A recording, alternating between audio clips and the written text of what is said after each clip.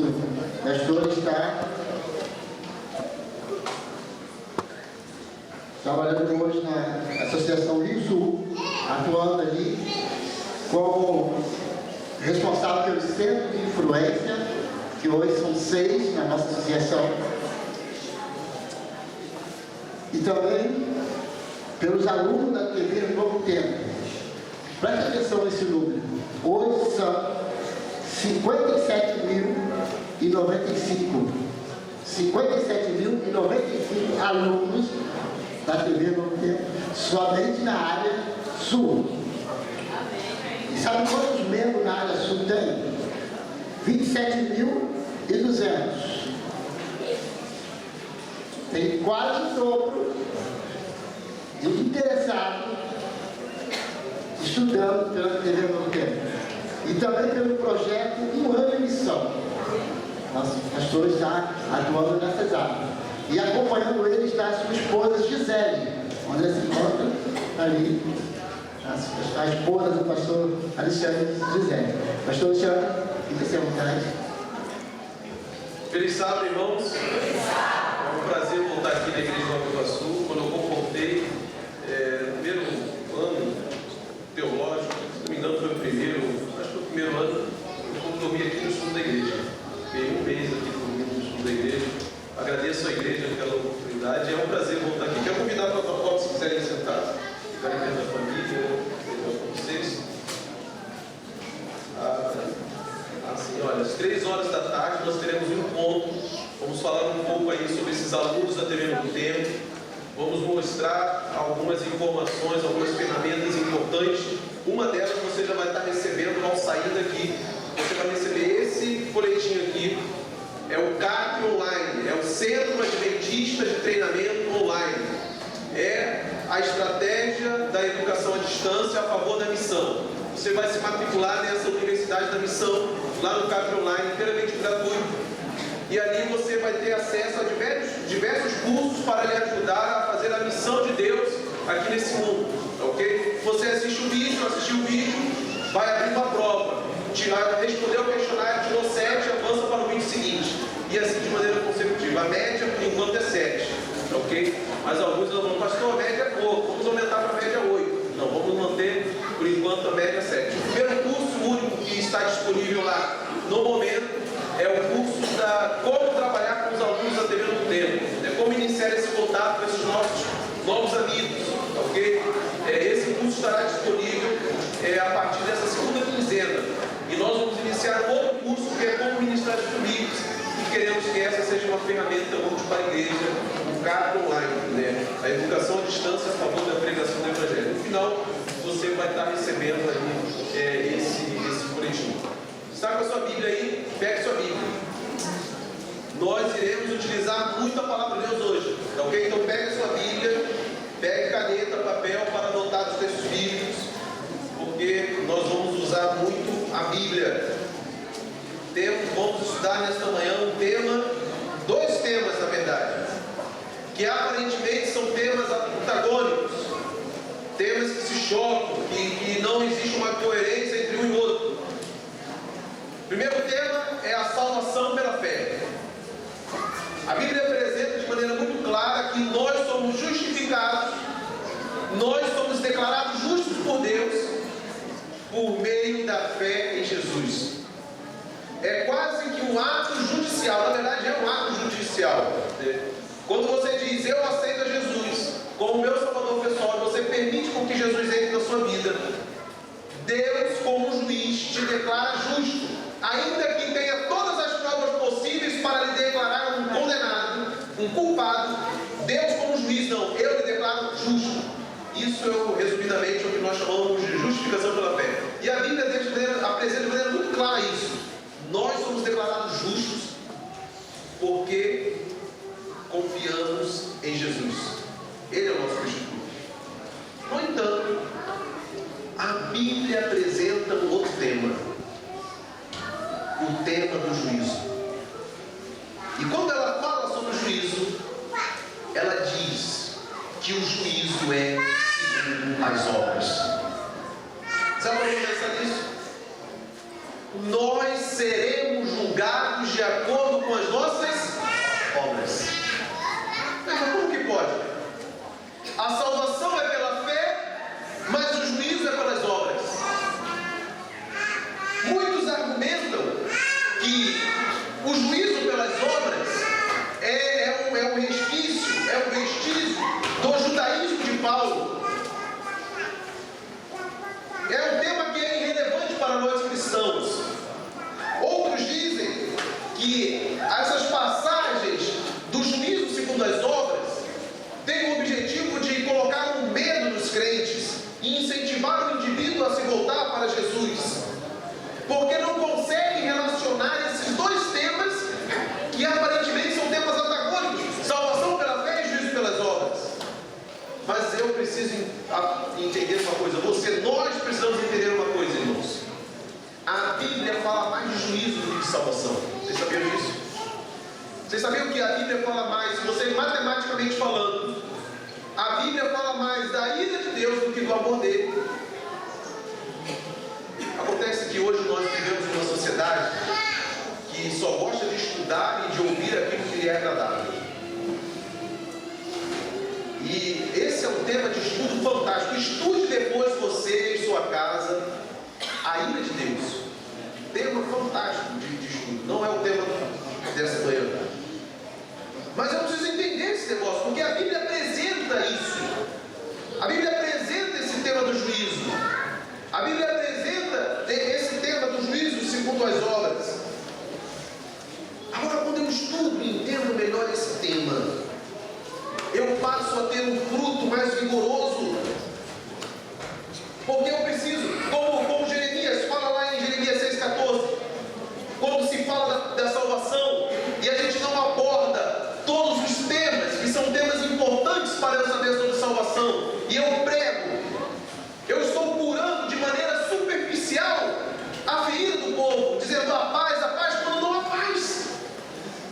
Irmãos, pecado não é um negócio simples. Pecado não é um negócio assim, de qualquer jeito, não.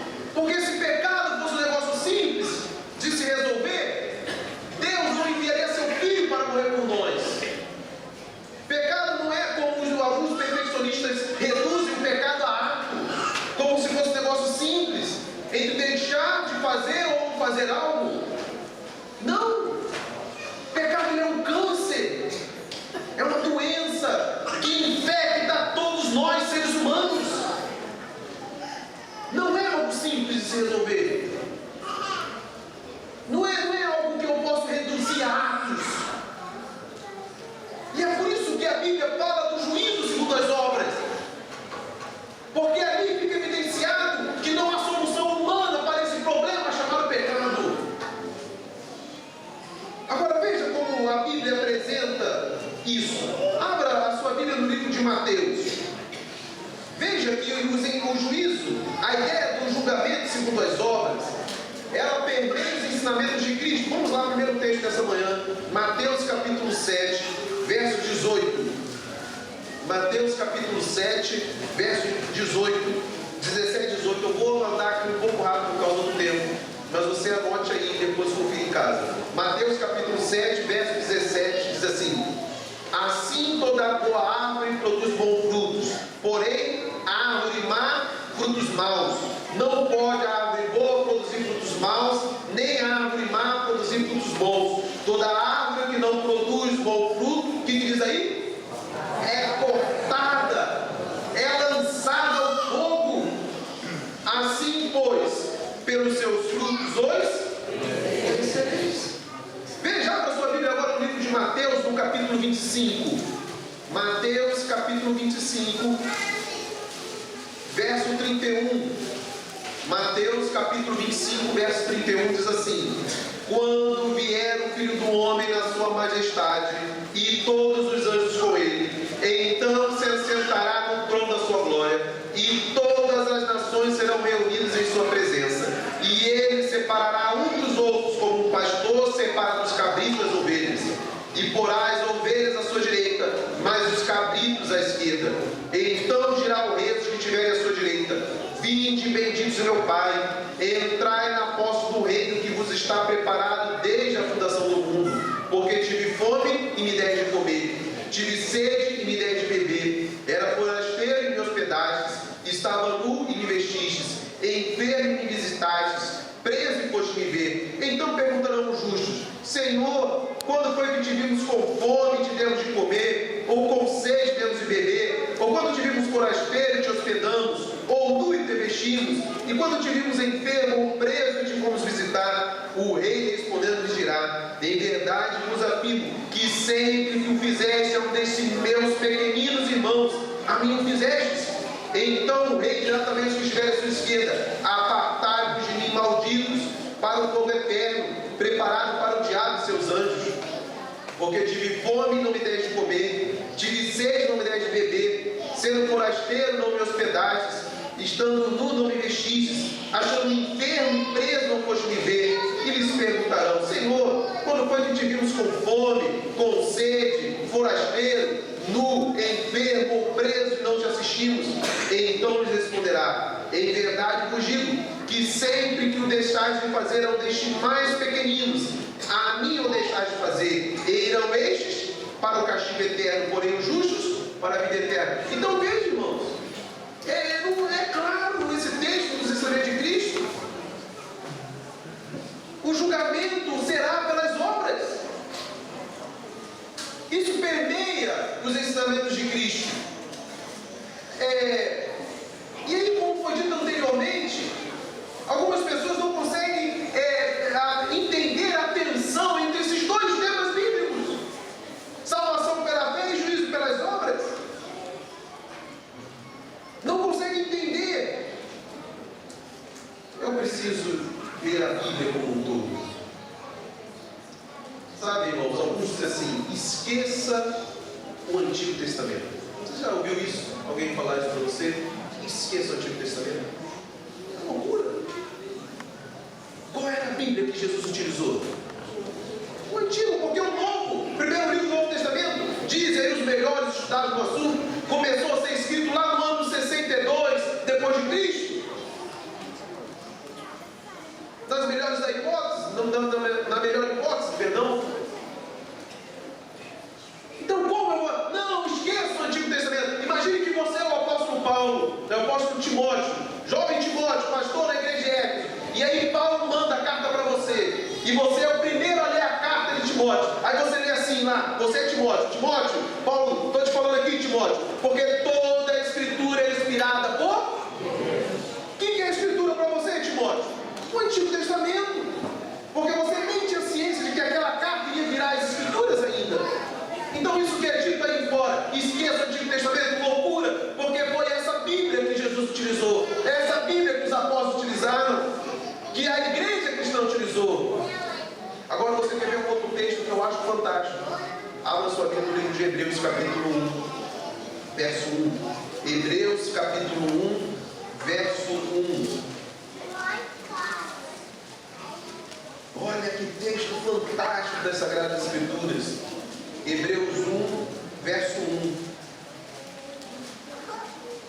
Diz assim: havendo Deus outrora falado muitas vezes e de muitas maneiras aos pais pelos Antigo Testamento. Muitas vezes Deus no passado falou aos pais, para uns dava visões, para outros dava sonho, para outros Deus inspirava ali o indivíduo para se relembrar das histórias que a mãe contava, por exemplo, livro de Gênesis. Moisés não estava vivo quando rolou toda aquela situação lá no livro de Gênesis. Mas aí Deus inspirou o profeta e ele começou a se lembrar das histórias que a mamãe lhe contava. E ele falou: isso é preciso ficar escrito. E da tradição oral também para a tradição escrita. E alguns Deus inspirou para serem verdadeiros jornalistas. Olha Lucas, quando Lucas fala: eu resolvi, depois de uma curada investigação, excelentíssimo Teófilo, a colocar em ordem as coisas que aconteceram, para que você seja bem instruído. Aí Lucas, como jornalista, faz o evangelho. Deus inspira e se revela de muitas maneiras. Mas olha o que diz o texto, a continuação do texto: nesses últimos dias não falou pelo Novo Testamento. Isso aqui é um dos melhores textos no Novo Testamento. que descreve uma teologia de continuidade entre o Antigo e o Novo. Nesses últimos dias nos falou pelo Filho. Então eu preciso, ao estudar a Bíblia, ter a visão completa das Sagradas Escrituras, ainda mais nesse tema: salvação pela fé e juízo pelas obras. Portanto, abra a Bíblia lá no livro de Levítico, capítulo 18. Levítico, capítulo 18. Levítico, capítulo 18, verso 5. Olha que interessante, moço. Olha o barulho da Bíblia sendo folheada. O sermão é feito para você ficar contando história. Ah, porque eu viajei. Ah, porque eu fui para tal lugar. Abra, leve o povo a abrir as Sagradas Escrituras. Olha que barulho. Isso daí é algo fantástico. Levítico, capítulo 18, verso 5. Diz assim: portanto, os meus estatutos e os meus juízos guardareis, cumprindo-os o homem viverá por eles. Eu sou o... Veja, essa declaração aqui, ela foi feita para um povo que já estava liberto da opressão do escravo, da opressão do Egito. Eles já não eram escravos mais do Egito. Eles já não estavam oprimidos, pelo contrário. A lei, os estatutos não era a forma de Israel alcançar a vida, alcançar a liberdade, porque eles já estavam livres. Foi no meio desse contexto de liberdade que Deus queria mostrar para aquele povo que era possível continuarem livres, que era possível continuarem fora da opressão dos egípcios e de outras nações. Para Israel, a lei não era o caminho para alcançar a vida, não era o caminho para alcançar a redenção, mas era a regra para continuarem neste caminho. E foi dentro desse contexto que Paulo, lá em Gálatas, fala que aqueles que guardam a lei vivem na esfera da lei. Porque a lei que nós estudamos no guia de estudo dessa semana, as regras servem como uma proteção, uma barreira, um muro contra as dificuldades e os problemas desse mundo. Eu preciso entender que salvação pela fé e julgamento pelas obras são dois lados de uma única moeda. E o nome dessa moeda é salvação. É salvação. Abra sua Bíblia lá no livro de 2 Coríntios, capítulo 5, verso 14. Veja aqui 2 Coríntios, lá no Novo Testamento. 2 Coríntios, capítulo 5, Segunda Coríntios, capítulo 5, verso 14.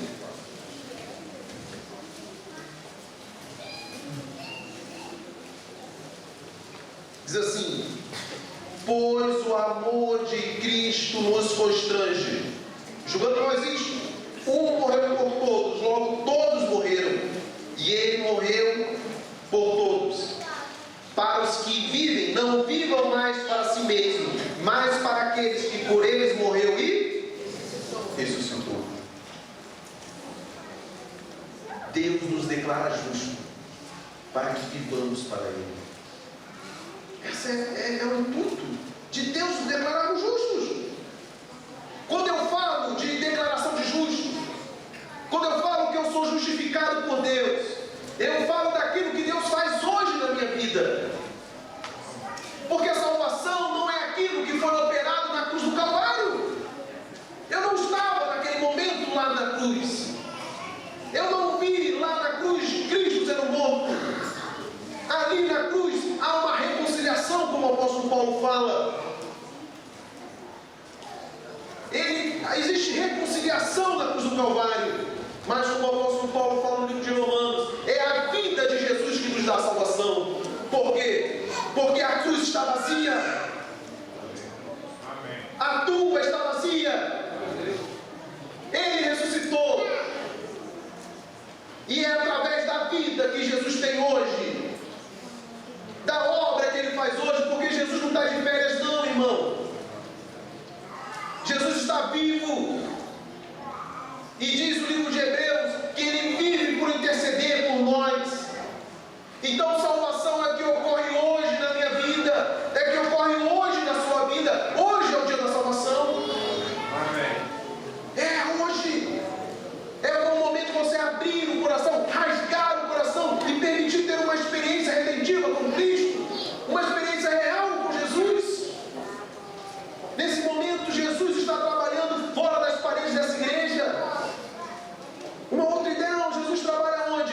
Fora das paredes da igreja, aqui dentro. O que a gente observa aqui dentro do tanque é a cereja do bolo, mas o trabalho pesado Deus fez lá fora.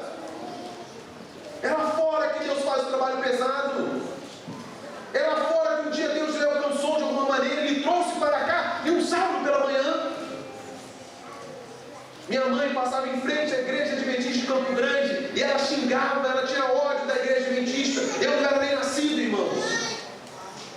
Mas foi lá fora que Deus fez um trabalho pesado. Lá fora Deus alcançou aquela mulher e trouxe para dentro da igreja. Talvez eu esteja nesta manhã falando para uma mãe que está com o coração oprimido porque o filho está afastado dos caminhos do Senhor. Mãe, nesse momento Jesus está ali trabalhando com o seu filho. Tenha certeza. Amém. Porque Deus não se limita a trabalhar apenas aqui dentro desse templo. Deus não trabalha em estruturas. Deus trabalha com pessoas. E é por isso que Deus ele dá um recado para a igreja: vá ao mundo. E é por isso que Jesus ele diz assim: Senhor, quando Jesus orou com Deus, para Deus quando estava nesse mundo, eu não os peço que os tire do mundo, mas que estejam com eles no mundo. Porque é a função da igreja ir ao mundo e anunciar a salvação. O desejo de Deus, irmãos, é ver crentes que foram justificados por Deus, que foram lavados pelo sangue de Jesus, mas que por sua graça produziram frutos para a glória de Deus. Veja que, abra sua Bíblia no livro de Gálatas agora, está pertinho aí. Qual o livro de Gálatas, no capítulo 2, no verso 16? Gálatas 2, verso 16. Diz assim, Gálatas 2, verso 16. Diz assim: sabendo, contudo, que o homem não é justificado por obras da lei, e sim mediante a fé em Jesus Cristo. Mas também temos nós crido em Jesus, para que fôssemos justificados pela fé, e não por obras da lei. Pois obras da lei ninguém será o quê? Isso aqui é algo sério, irmãos. Ninguém é justificado, ninguém é declarado justo por obras. Ninguém é declarado justo porque guarda os 10 mandamentos. Ninguém é declarado justo porque vem à igreja. Ninguém é declarado justo porque dá o dízimo. Ninguém é declarado justo porque lê as Sagradas Escrituras. As obras que a lei produzem, por mais lindas que possa ser, levar o ser humano a fazer coisas fantásticas, atitudes de altruísmo, atitudes de devoção. Quando uma pessoa, mesmo em meio à dificuldade financeira, ela, sem que ninguém veja, sozinha lá na casa dela, ela separa aquilo que pertence a Deus. Quando uma pessoa, ela vê uma outra pessoa passando em situação de dificuldade financeira, ou com falta de alimento, e ela divide o pouco que tem, e dá para aquele outro indivíduo, por mais bonita que as obras da lei possam levar o ser humano a fazer, elas são impossibilitadas de declarar aqueles indivíduos justos. As obras da lei não vão te declarar justos. Isso é o fim, irmãos.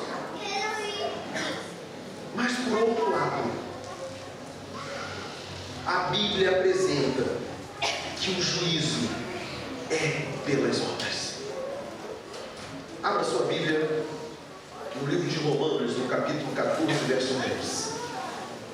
Romanos, capítulo 14, verso 10. Romanos 14, verso 10. Diz assim: Tu, porém, por que julgas teu irmão? E tu, por que desprezas o teu? Pois todos comparecerão perante o tribunal de Deus. Como está escrito: Por minha vida, diz o Senhor, diante de mim se dobrará todo joelho, e toda língua dará louvores a Deus. Assim, pois, cada um de nós dará contas de si mesmo a Deus. Vamos aqui a 1 Coríntios, capítulo 3. 1 Coríntios, logo depois, capítulo 3, verso 13. 1 Coríntios 3, verso 13 diz assim: 1 Coríntios 3, verso 13: Manifesta se tornará a obra de cada um, pois o dia demonstrará, porque está sendo revelado pelo fogo, o qual seja a obra de cada um, o próprio fogo o provará. Veja aqui 1 Coríntios capítulo 4, verso 5. 1 Coríntios capítulo 4, verso 5. Portanto, nada julgueis antes do tempo, até que venha o Senhor, o qual não somente trará apenas luz às coisas ocultas das trevas, mas também manifestará os desígnios do coração, e então cada um receberá o seu louvor da parte de Veja, irmãos, Deus sabe de tudo que passa no teu coração. Nada vai sair do julgamento divino. Nada, nenhum pensamento. Esse texto nos deixa claro que Deus não vai julgar apenas as obras, mas as intenções por trás de cada obra. Ainda que aquela minha obra tenha produzido uma boa ação, algo positivo na comunidade, mas Deus vai julgar o quê? O que me motivou a fazer aquela boa ação.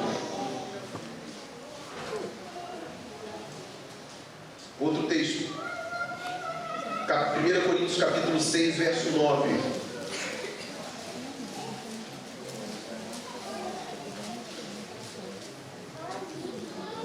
Ou não sabeis que os injustos não herdarão o reino de Deus? Não vos enganeis, nem impuros, nem idólatras, nem adúlteros, nem efeminados, nem sodomitas, nem ladrões, nem avarentos, nem bêbados, nem maldizentes, nem roubadores herdarão o reino de Deus. Obras más. Veja aqui 2 Coríntios, capítulo 5, verso 10. 2 Coríntios agora, no capítulo 5, no verso 10. Porque importa que todos nós compareçamos perante o tribunal de Cristo, para que cada um receba segundo o bem ou o mal que tiver feito por meio do... Todos vão comparecer perante o tribunal. Todos. Não há escapatória nesse julgamento. Não adianta esconder da igreja. Não adianta esconder do pastor. Não adianta esconder da esposa. Não adianta esconder do marido, da mãe, dos filhos, do pai. De nada. Tudo. Tudo. Deus trará plena luz a cada pensamento seu. E é nesse momento que esse estudo bíblico se torna desconfortante para nós. E uma vez pregando esse sermão numa determinada igreja, ao final do sermão, uma irmã, uma líder da igreja, procurou minha esposa e falou: mas que sermão difícil! É difícil. E aí a gente tem que parar para pensar em o que eu estou estudando da Bíblia. Eu só estou lendo, eu só estou estudando aquilo que é agradável.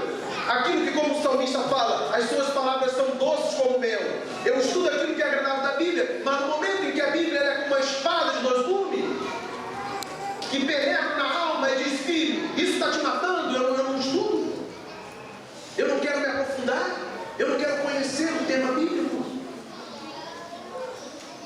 Porque nesse momento, esse estudo se torna desconfortante. Eu coloco aqui 3 razões para esse estudo se tornar desconfortante para o estudante da Bíblia.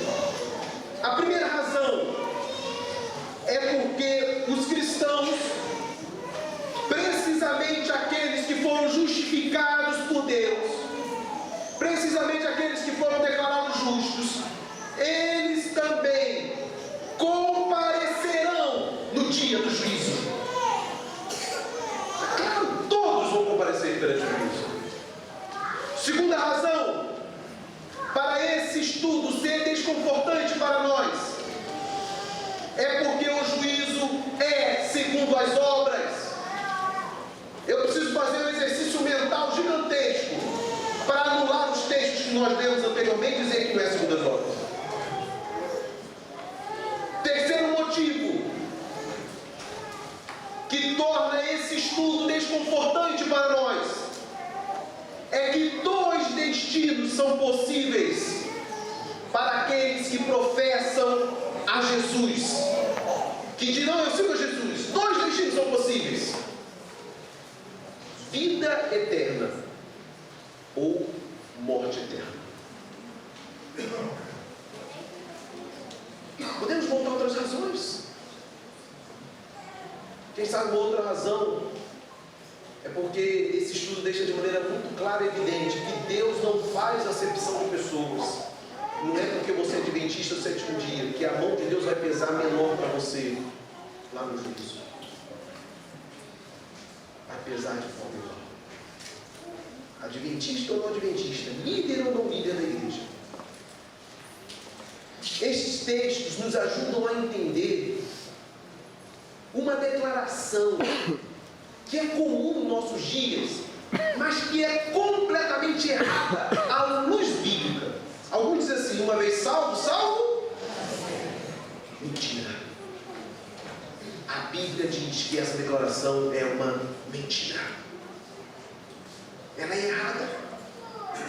Porque salvação é um dom, irmãos.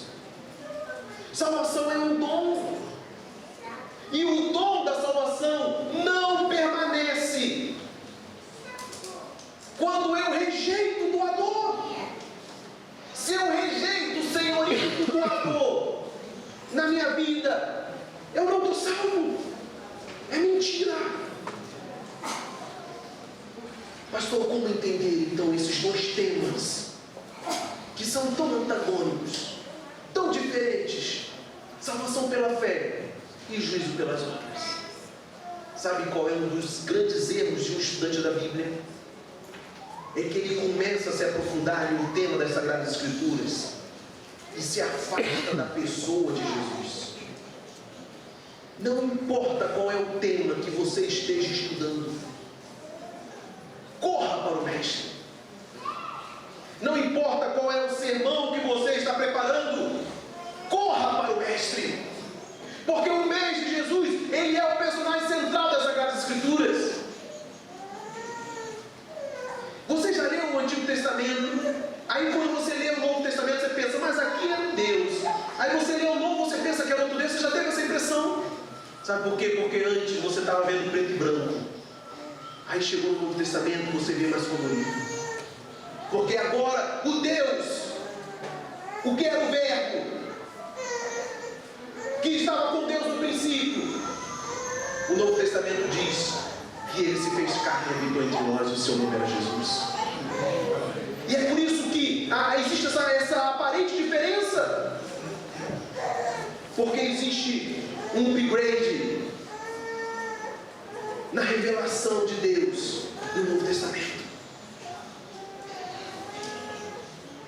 É por isso que eu preciso ir a Jesus. Ele é o personagem central das Sagradas Escrituras.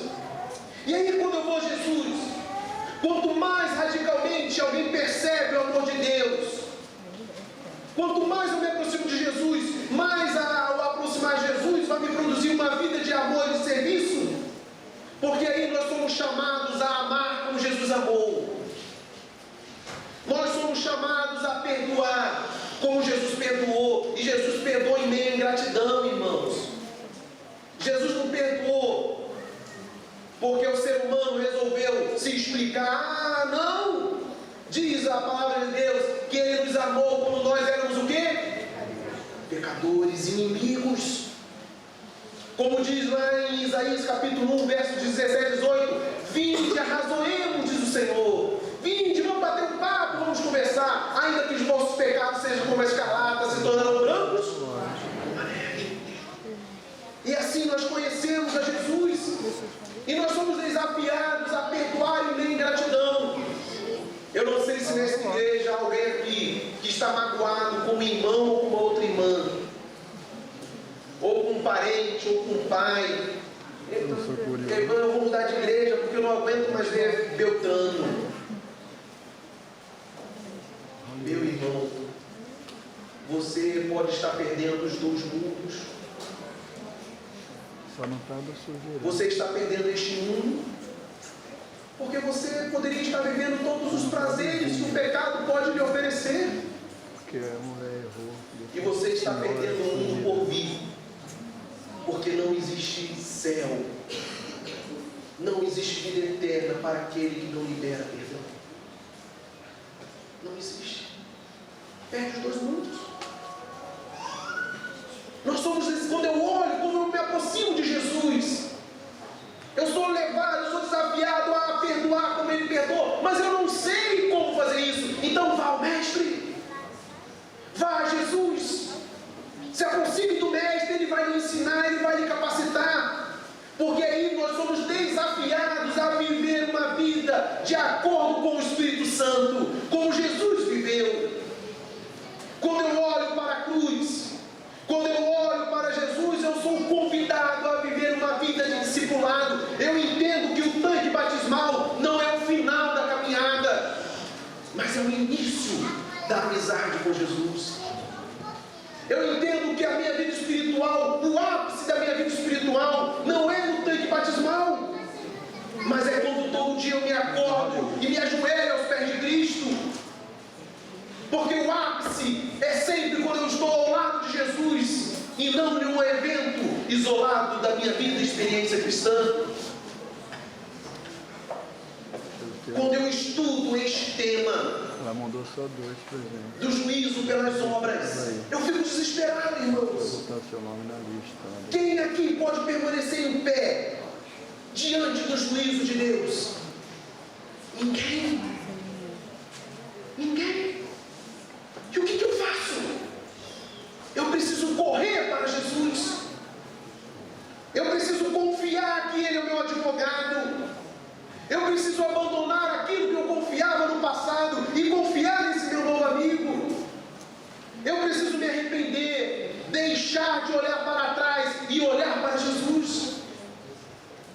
Porque Ele é a minha única saída de permanecer livre no dia do julgamento. Não existe outra saída que não seja Jesus. Viver em harmonia com as reivindicações do Senhor não significa uma tentativa de salvação pelas próprias obras. Pelo contrário, é uma garantia de que você foi liberto por Cristo. Porque Cristo não pode ser rei daqueles que se recusam a ser seus súditos. Quando nós ajudamos alguém, quando nós damos um estudo bíblico, quando você tira um dinheiro do bolso para ajudar um irmão, quando você divide um prato de comida com alguém, quando você doa, você está passando uma pálida ideia para aquela pessoa do que Deus vai fazer por nós ao longo de toda a eternidade. E é por isso que a ênfase não é no ide, a ênfase é no fazer discípulos. A melhor maneira de fazer discípulos é estando com Ele, é ministrar ao lado da pessoa, da mesma maneira que Jesus faz conosco. Quando eu estudo o tema do juízo pelas obras, eu sou levado a entender que o fato de eu ter sido justificado por Deus não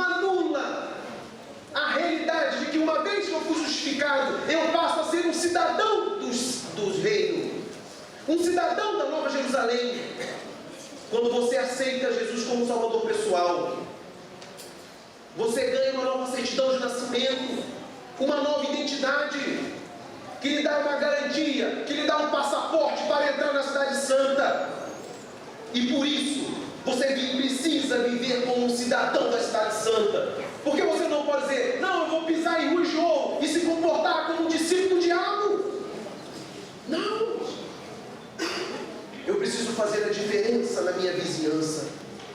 Eu preciso ser o melhor morador deste bairro, o melhor morador da cidade. Porque eu sou um cidadão da Nova Jerusalém, que fui lavado, remido e justificado pelo sangue de Jesus. Amém. Sabe qual é o segredo do juízo final em relação às obras? Está contido na seguinte frase de Jesus: bem-aventurados misericordiosos, porque alcançarão a misericórdia. É uma verdade paradoxal. Como que aquele que teve misericórdia é o que precisa de misericórdia no juízo final? Interessante.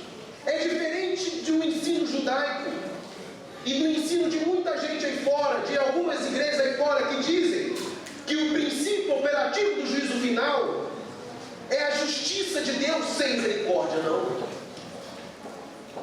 Jesus ensinou que no juízo Ele vai exercer misericórdia com aqueles que em vida aprenderam a ser misericordiosos com os outros. Os misericordiosos precisam de misericórdia no juízo final. Sabe por quê? Porque ainda que o caráter de Cristo possa ser imitado, ainda que o caráter de Cristo possa ser igualado, possa ser copiado, o caráter de Cristo nunca poderá ser igualado enquanto nós estivermos aqui neste mundo. E é por isso que quando eu me aproximo do Mestre, mais eu vejo que estou longe. E eu me aproximo e eu vejo que eu estou longe. E sabe o que Jesus está lhe convidando nesta manhã? Para você lhe aproximar dele. Para você tomar de fato uma decisão real ao lado dele. Para você entender que fé não é algo apenas um intelecto, não é apenas um conhecimento cognitivo. O diabo, ele não tem medo de conhecimento teológico. Ele não tem medo de posições que você possa ter na igreja. Ele não tem medo dessas coisas. Mas ele treme diante de uma pessoa com humildade que se entrega nos braços de Jesus, confessando os seus pecados e com uma decisão de viver uma vida de discipulado e de aprendizado. A minha mãe, ela me diz assim: existem algumas histórias da Bíblia, meu filho, que nem deveriam estar ali. Por exemplo, Davi. Olha o que aquele homem fez. Adulterou, homicida, mentira. Utilizou a posição dele para oprimir alguém que não merecia ser oprimido. Não muito diferente daquilo que a gente observa hoje. Mas sabe por que essas histórias se encontram nas Sagradas Escrituras? Para nós entendermos que por mais distante que venhamos a nos afastar de Deus, Ele sempre estará disposto a perdoar e absorver o pecador. Essa é a especialização de Deus: absorver o pecador. Quando eu estudo o tema do juízo, meu irmão e minha irmã, de fato eu tenho medo, porque o meu telhado é de vidro. É de vidro. Mas quando eu olho para o meu advogado, quando eu olho para Jesus, o meu advogado, eu vejo que não há chance de eu perder essa causa, porque Ele é o meu advogado. Amém. Você entende isso? Que Jesus é o teu advogado. Você entende que por ele ser o advogado, isso não é um convite para você entender que é uma graça barata.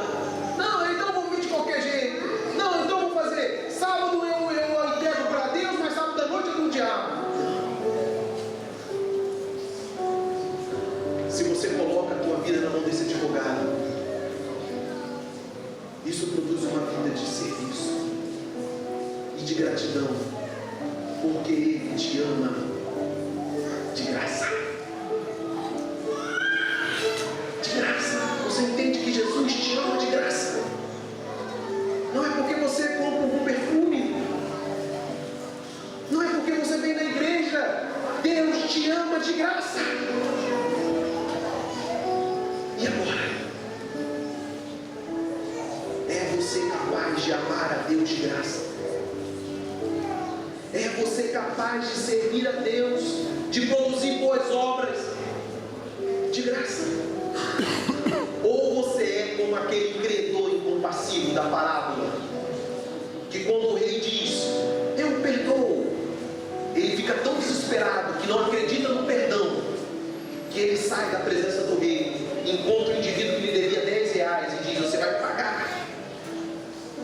Sabe por quê? Porque ele não havia entendido o quanto foi perdoado pelo rei. E aí você, não, eu vou vir para a igreja, eu vou dar o dízimo, eu vou me enfiar no trabalho missionário, eu tenho que me, porque eu preciso me salvar. Credor incompassível, não entende o quanto foi perdoado. Não são as suas atividades ministeriais que vão lhe salvar, é a graça de Deus. Amém. É um advogado que é o seu substituto. É um advogado. Irmãos, nós não temos um advogado que é o seu irmão, que é o seu primo. Ele é o seu irmão mais velho. Entende o que é? Nós temos um representante da humanidade. Os anjos não têm isso. Os anjos não têm lá do lado do trono celeste um outro anjo. O livro de Hebreus diz que é um indivíduo, que é um homem. Ele é um ser humano e ele está ali ao lado de Deus, mas ele é Deus também. Nós temos um representante da humanidade, Cristo Jesus, que está à destra do trono de Deus. Não é o teu primo que está lá, é o teu irmão que te ama e que deu a vida por você. Entregue a tua vida a Jesus. Confesse os teus pecados. Uma vez, e eu termino aqui,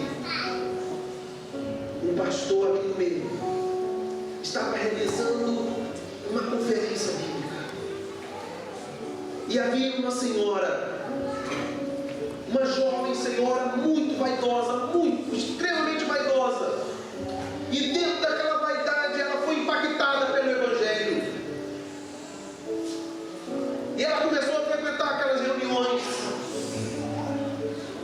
E ela entendeu que aquela vida de vaidade que ela vivia, o modo como ela enxergava os seus brincos, as suas joias, o modo como ela enxergava o seu corpo, aquilo era um empecilho para ela viver uma vida de discipulado, uma vida de entrega ao lado de Jesus. E esse tema, que para você pode ser algo simples, não foi para aquela jovem. E ao estudar a Bíblia, ela percebeu que ela deveria abrir mão desse tipo de conduta, abrir mão desse tipo de comportamento, que para ela estava sendo algo prejudicial. E chegou o dia do batismo. Aquele pastor diz que aquela jovem se preparou para o batismo, e quando ela colocou o roupão e veio se assentar à frente, Ele estava agora com todas as suas joias. O roupão de baixo, todas as suas joias. Toda maquiada.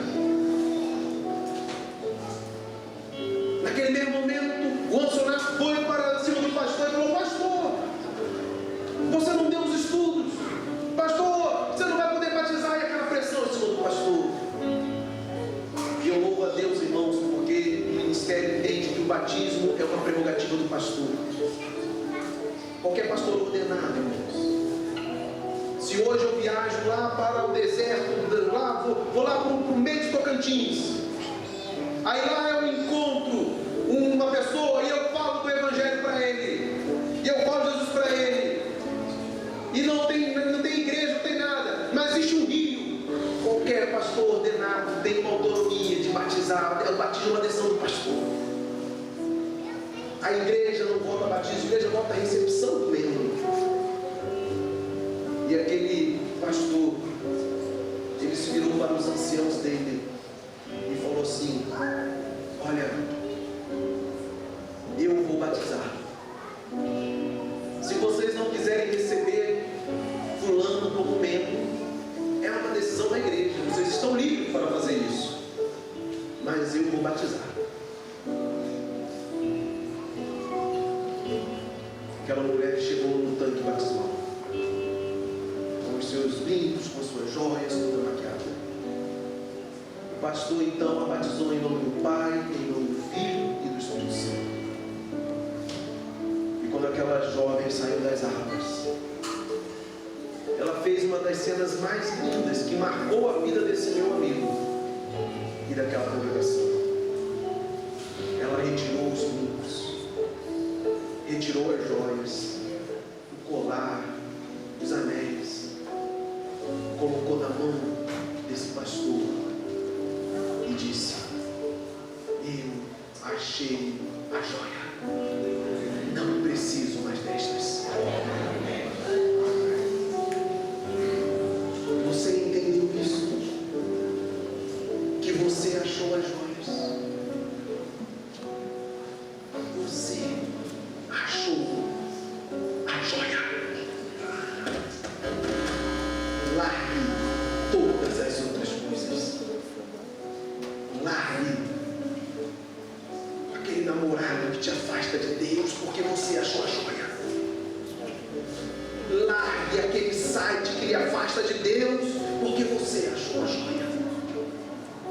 Largue aquela ideologia que lhe afasta de Deus porque você achou a joia. Largue aquele homem, aquele teu namorado que lhe afasta de Deus porque você achou a joia, jovem. Largue aquela conduta que lhe afasta de Deus porque você achou a joia e não precisa destas coisas. A joia é Jesus.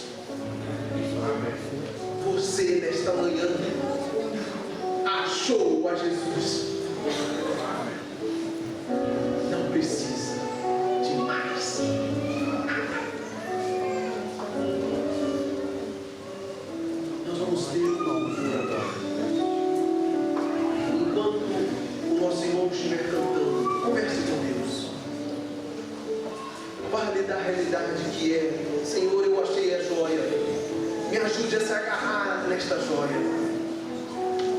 E você sairá daqui nesta manhã com a certeza da salvação.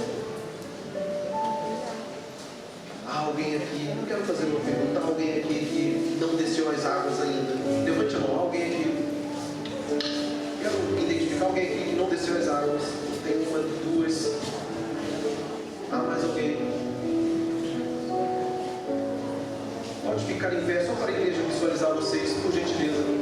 Só para a igreja visualizar. Dois jovens. Eu posso chamar vocês aqui à frente? Pode vir aqui, por gentileza.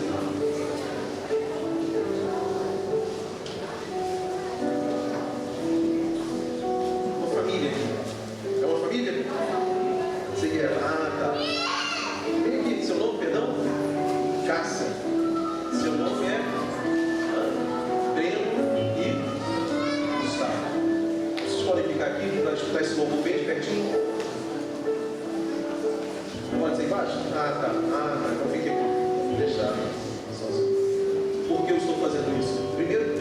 está pedindo para fazer. Nós pensamos, irmãos, que o batismo é o final, mas o batismo é o início de uma caminhada. A igreja precisa orar por essas pessoas, mas a igreja precisa entender que o trabalho não termina aqui, começa aqui. Eu vou orar por eles. Se há alguém aqui que ainda tem desejo de quer passar essa experiência, eu quero descer as águas, eu quero iniciar essa caminhada com a joia, eu quero achar, vem aqui, nós vamos orar ao final. Mas se você já tomou essa decisão, não troque essa joia que um dia foi entregue nas suas mãos por coisas pequeninas, porque tudo neste mundo é pequenino e passageiro. A joia que é Cristo não é pequenina e não é passageira, ela é eterna. Enquanto o nosso irmão estiver louvando, entregue a sua vida a Jesus. Se você quiser vir aqui à frente para participar desta oração, será uma vez.